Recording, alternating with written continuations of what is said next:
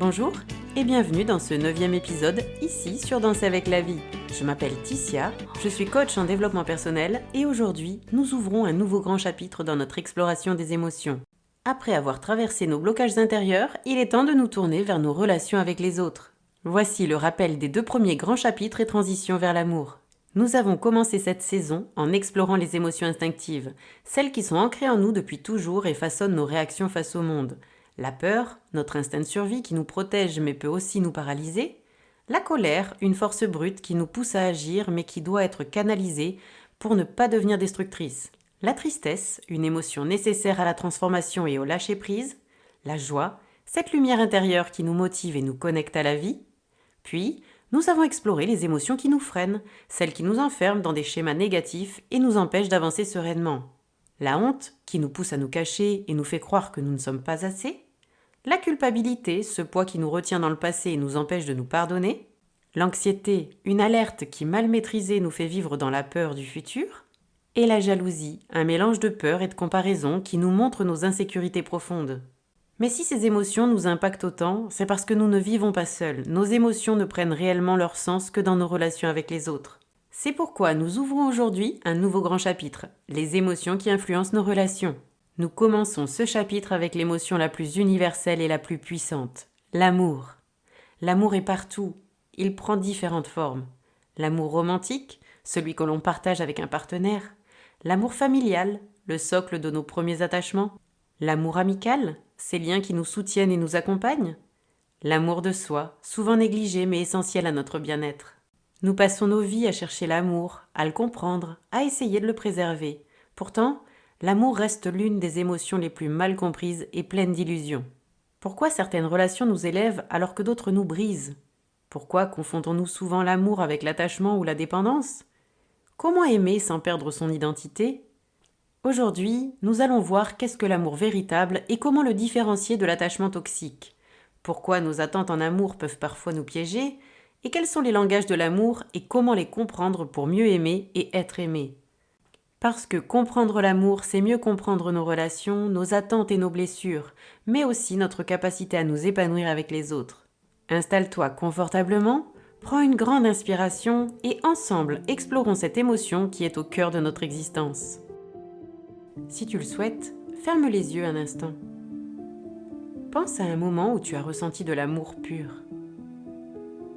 Pas juste une attirance ou un attachement, mais un véritable sentiment de connexion. Était-ce avec un partenaire, une amie, un ami, un membre de ta famille ?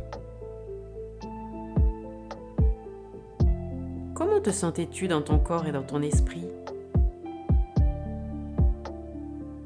Est-ce que cet amour t'a nourri, grandi, rassuré ?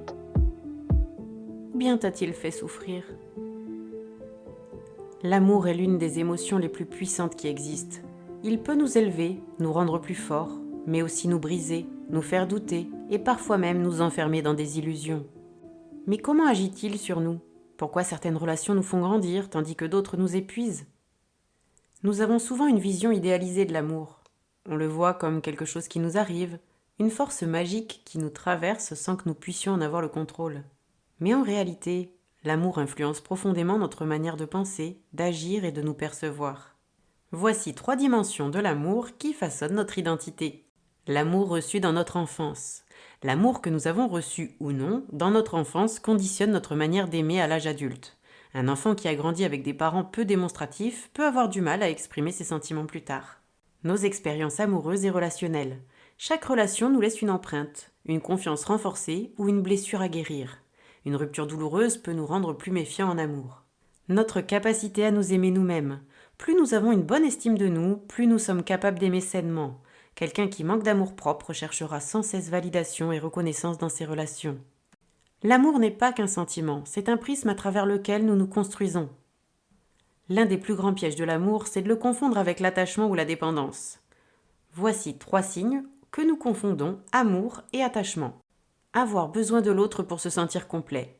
L'amour doit être un partage, pas une béquille émotionnelle. Si ton bien-être dépend totalement de ton ou ta partenaire, il s'agit davantage de dépendance que d'amour. Cherchez à posséder l'autre. L'amour est une connexion, pas un contrat d'exclusivité émotionnelle. La jalousie excessive ou le besoin constant de validation peuvent être des signes d'attachement insécure. Et accepter de souffrir au nom de l'amour. Un amour sain ne devrait pas nous détruire ou nous épuiser. Rester dans une relation où l'on souffre par amour est souvent une illusion de dépendance affective. L'amour doit être un épanouissement mutuel, pas une quête de réassurance ou un besoin vital. L'amour peut être une force incroyable, mais mal compris ou mal vécu, il peut aussi nous limiter. Voici les pièges d'un amour déséquilibré. Sacrifier son individualité. Quand on s'oublie pour l'autre, on perd notre identité. Par exemple, je fais tout pour cette personne, mais moi, qui suis-je sans elle, sans lui ? Aimer au détriment de son respect personnel. L'amour ne devrait jamais nous faire accepter ce qui nous fait du mal. Par exemple, quand vous excusez sans cesse des comportements irrespectueux au nom de l'amour. Cherchez constamment l'amour extérieur au lieu de le cultiver en soi. Un amour qui comble un vide au lieu de l'enrichir nous rend vulnérables à la dépendance affective. C'est ce que l'on ressent quand on ne peut pas être heureux sans quelqu'un à nos côtés. Un amour sain commence toujours par soi-même. Voici un exercice pour comprendre son rapport à l'amour. Prends un carnet et note tes réponses à ces questions. Quelle est ma vision de l'amour ? Est-ce une quête ? Une chance ? Un travail ? Est-ce que je me sens aimée de manière équilibrée dans mes relations ?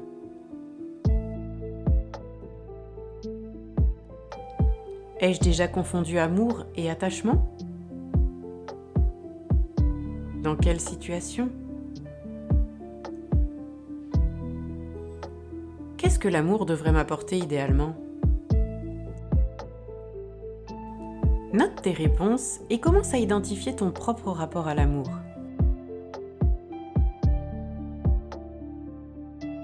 Nous avons vu comment l'amour influence notre identité et nos relations.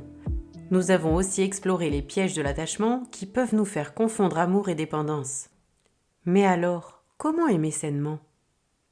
Comment faire en sorte que l'amour soit un moteur et non une entrave ? Comment cultiver un amour équilibré, durable et respectueux de soi et des autres ? Dans cette partie, nous allons découvrir 3 étapes essentielles pour apprendre à aimer de manière consciente et épanouissante. S'ancrer dans un amour authentique et non idéalisé, apprendre à aimer sans se perdre et cultiver l'amour dans la durée. L'un des plus grands pièges de l'amour, c'est de le fantasmer au lieu de le vivre.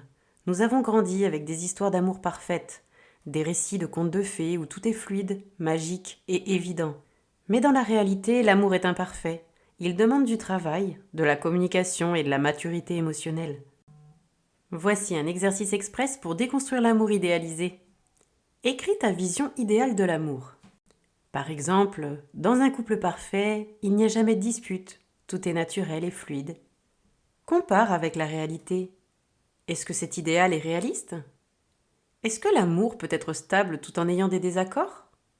Réécris une définition plus nuancée et réaliste de l'amour, comme « L'amour, c'est un engagement quotidien qui évolue avec le temps. Ce n'est pas une perfection, mais un apprentissage mutuel. » Pourquoi ça fonctionne ? Parce que plus nous nous accrochons à une version idéalisée de l'amour, plus nous sommes déçus lorsqu'il ne correspond pas à nos attentes. Un amour mature accepte l'imperfection et évolue avec elle. L'amour ne signifie pas fusion. Beaucoup de personnes tombent dans le piège de l'amour total, où elles donnent tout à l'autre au point de s'oublier elles-mêmes. Aimer quelqu'un ne devrait jamais signifier se sacrifier, renoncer à ses besoins ou se définir uniquement à travers cette relation. Voici 3 clés pour aimer sans se perdre. Gardez vos passions et vos ambitions personnelles. L'amour ne devrait jamais être votre seule source d'épanouissement. Posez des limites saines. J'ai besoin de moments à moi et cela ne signifie pas que je t'aime moins. Ne cherchez pas dans l'autre ce que vous devez cultiver en vous-même. Si vous attendez de quelqu'un qu'il vous donne confiance en vous, vous restez dépendant de sa validation. Voici un exercice express pour identifier son équilibre personnel en amour. Note 3 choses que tu faisais avec plaisir avant une relation amoureuse et que tu as peut-être mises de côté.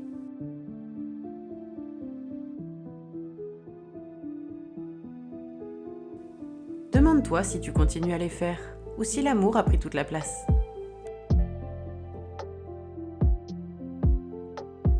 Fixe-toi un engagement personnel à reprendre un de ces plaisirs pour toi-même. Pourquoi ça fonctionne ? Parce que l'amour doit être un partage, pas une fusion. Plus vous existez en tant qu'individu, plus votre amour sera riche et équilibré. Un amour sain permet à chacun d'exister pleinement sans crainte de se perdre. Beaucoup de relations s'effondrent non pas par manque de sentiments, mais par négligence du lien. On pense que l'amour devrait être naturel, alors qu'en réalité, il se construit chaque jour. Voici 3 actions pour cultiver un amour durable. La première, exprimez régulièrement son amour de manière adaptée. Ce qui touche votre partenaire peut être différent de ce qui vous touche. Connaissez-vous les langages de l'amour ? Je vous en parle dans le prochain exercice. Puis, créez des moments de connexion sans routine. La routine tue souvent la spontanéité. Planifiez des moments sans distraction, même courts, mais intenses. Et il est essentiel d'apprendre à grandir ensemble et à évoluer individuellement. Un couple ou une relation qui dure est un espace de croissance mutuelle et non un carcan figé. Voici un exercice express pour connaître et utiliser les langages de l'amour. Selon Gary Chapman, il existe 5 langages de l'amour, des façons différentes d'exprimer et de recevoir de l'amour. Les mots valorisants, j'aime quand on me dit que je suis important. Le temps de qualité, je me sens aimé quand on me consacre du temps sans distraction. Les services rendus, je ressens l'amour quand on fait quelque chose pour moi, comme préparer un repas. Le toucher physique, les câlins, les caresses et la proximité sont essentiels pour moi. Les cadeaux et les petites attentions. Un cadeau, même symbolique, montre qu'on pense à moi. Identifie ton langage de l'amour principal et celui de ton ou de ta partenaire. Essayez de vous exprimer avec le langage de l'autre pendant une semaine et observez la différence. Pourquoi ça fonctionne ? Parce que nous avons tendance à donner de l'amour comme nous aimons le recevoir, alors qu'il est plus efficace d'utiliser le langage de l'autre. Comprendre les besoins émotionnels de l'autre est la clé d'un amour équilibré. Et voici l'exercice final, construire un amour aligné avec soi-même. Prends un carnet et note tes réponses à ces questions. Qu'est-ce que j'attends vraiment de l'amour ? Dans mes relations passées ou actuelles, ai-je tendance à trop donner ou à trop attendre ? Qu'est-ce que je peux faire aujourd'hui pour nourrir un amour plus équilibré, que ce soit en couple ou en amitié ? Note tes réponses et commence à réfléchir à l'amour que tu veux construire. Après avoir exploré les multiples facettes de l'amour, il est clair que cette émotion est à la fois complexe et essentielle à notre épanouissement. L'amour nous pousse à grandir, à nous remettre en question et à chercher un équilibre entre nos besoins individuels et ceux de nos relations. En comprenant ces mécanismes, en évitant les pièges de l'idéalisation et de la dépendance et en cultivant un amour authentique, nous pouvons transformer nos vies et nos relations de manière profonde. Vous avez envie d'aller plus loin dans votre exploration de l'amour et des relations ? Je vous ai glissé quelques lectures précieuses dans la description du podcast. Après avoir plongé au cœur de l'amour, nous allons désormais explorer une émotion qui, bien que souvent sous-estimée, joue un rôle crucial dans nos interactions et notre bien-être, la reconnaissance. La reconnaissance, c'est cette capacité à apprécier et à exprimer de la gratitude pour ce que nous avons, pour les personnes qui nous entourent et pour les expériences que nous vivons. Elle renforce nos liens, nourrit notre estime de soi et nous aide à cultiver une vision positive de la vie. Dans le prochain chapitre, nous aborderons les bienfaits de la reconnaissance sur notre santé mentale et physique, comment développer une pratique quotidienne de la gratitude et l'impact de la reconnaissance dans nos relations personnelles et professionnelles. Préparez-vous à découvrir comment un simple merci peut transformer votre quotidien et enrichir vos relations. Je tiens à vous remercier chaleureusement pour votre écoute et votre fidélité. Si cet épisode vous a plu, n'hésitez pas à le liker et à vous abonner à ma chaîne. Votre soutien est précieux et m'aide à continuer cette aventure.